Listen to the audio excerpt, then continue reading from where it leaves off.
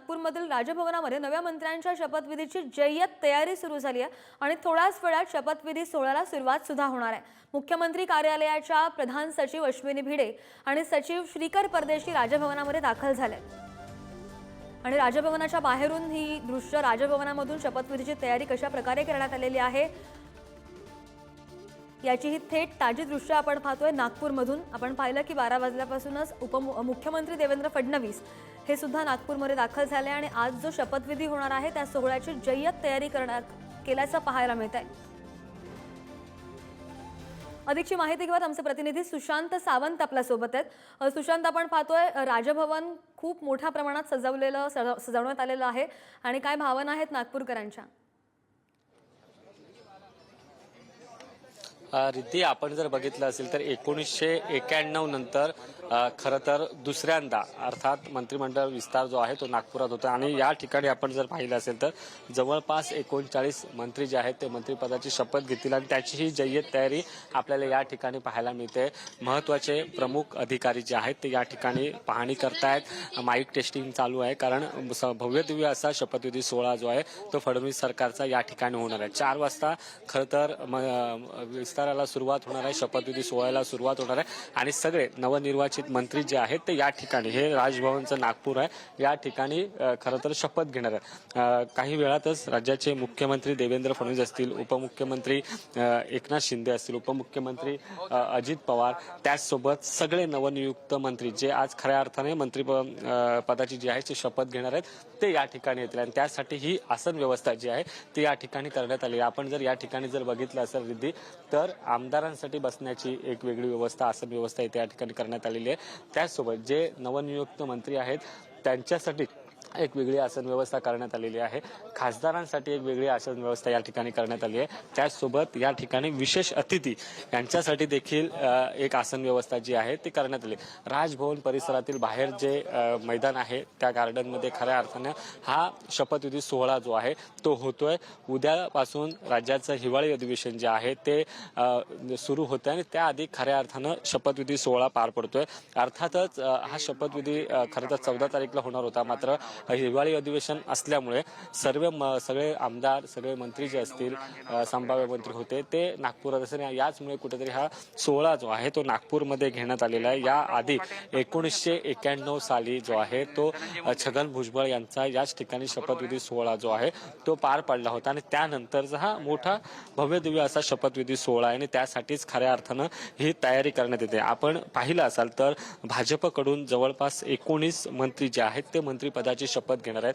त्यामध्ये प्रामुख्याने नितेश राणे असतील, आशिष शेलार असतील, मंगलप्रभात लोढा असतील, अतुल सावे असतील, महत्त्वाचे नेते जे आहेत, माधुरी मिसाळ, पंकजा मुंडे, महत्त्वाचे नेते जे आहेत ते मंत्रिपदाची जी आहे ती शपथ घेणार आहे आणि त्याच दृष्टिकोनातून हा शपथविधी सोहळा जो आहे तो करण्यात येतोय। या ठिकाणी श्रीकर परदेशी असतील, अश्विनी भिडे असतील, मनीषा म्हैसकर असतील, प्रमुख अधिकारी जे आहेत ते या ठिकाणी उपस्थित आहेत आणि व्यासपीठावर जे आहे ती बसण्याची व्यवस्था जी आहे ती खऱ्या अर्थाने इथे केली जाते आणि या ठिकाणी राज्यपाल आल्यानंतर खऱ्या अर्थानं शपथविधी सोहळ्याला जी आहे ती 4च्या सुमारास सुरुवात होणार आहे। 4 वाजता खऱ्या अर्थाने शपथविधी सोहळा सुरू झाल्यानंतर प्रत्येक मंत्री प्रोटोकॉलनुसार प्रत्येकाला जो आहे तो शपथ जी आहे ती राज्यपालांकडून देण्यात आली आणि त्यासाठी ही तयारी जी आहे ती श्रद्धा या ठिकाणी करण्यात आलेली आहे। अधिकारी वर्ग जो आहे तो या आधीच उपस्थित आहे। थोड्या वेळात जे नवनियुक्त मंत्री असतील, ज्यांना खऱ्या अर्थाने सकाळी फोन गेले, ते सगळे नवनियुक्त मंत्री या ठिकाणी येतील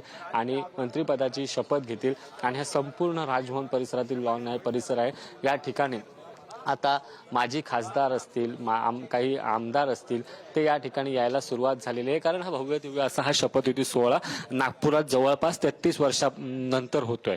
त्याचमुळे ही जय्यत तयारी आपल्याला या ठिकाणी श्रद्धा पाहायला मिळते। ही सगळी दृश्य मी तुला दाखवू शकतो कशा पद्धतीने ही आसन व्यवस्था या ठिकाणी करण्यात आलेली आहे। खरं तर पत्रकारांसाठी एक वेगळा सेशन केलेला आहे, त्यानंतर माजी आमदार, खासदार, त्याचसोबत नवनियुक्त आमदार आणि आता नवनियुक्त जे मंत्री होणार आहे त्यांचीही आसन व्यवस्था या ठिकाणी करायला सुरुवात करण्यात आलेली आहे. काही मंत्र्यांचं कुटुंबीय देखील या खरं तर शपथविधी सोहळ्याला उपस्थित राहणार आहे. याचमुळे त्यांच्या कुटुंबियांसाठी देखील विशेष अतिथी म्हणून त्या ठिकाणी बसण्याची व्यवस्था करण्यात आलेली आहे. जवळपास 39 मंत्री जे आहेत ते मंत्रिपदाची खऱ्या अर्थाने शपथ घेतील. त्यामध्ये भाजपचे 19, एकनाथ शिंदेचे जवळपास 11 आणि अजित पवार यांचे जवळपास 9 मंत्री जे आहेत ते मंत्रिपदाची शपथ घेणार आणि त्यासाठी खऱ्या अर्थानं ही मोठी तयारी जी आहे ते करण्यात आहे. आपण मी थेट दृश्य दाखवू शकतो.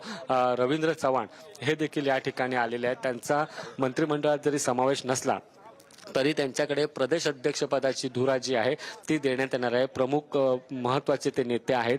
आपण जर पाहिलं असाल तर लोकसभा निवडणुका असतील, विधानसभा निवडणुका असतील, कोकणात महत्त्वपूर्ण भूमिका बजावल्यानंतर रवींद्र चव्हाण यांची खरं तर मंत्रिमंडळात वर्दी लागेल असं सांगितलं जात होतं.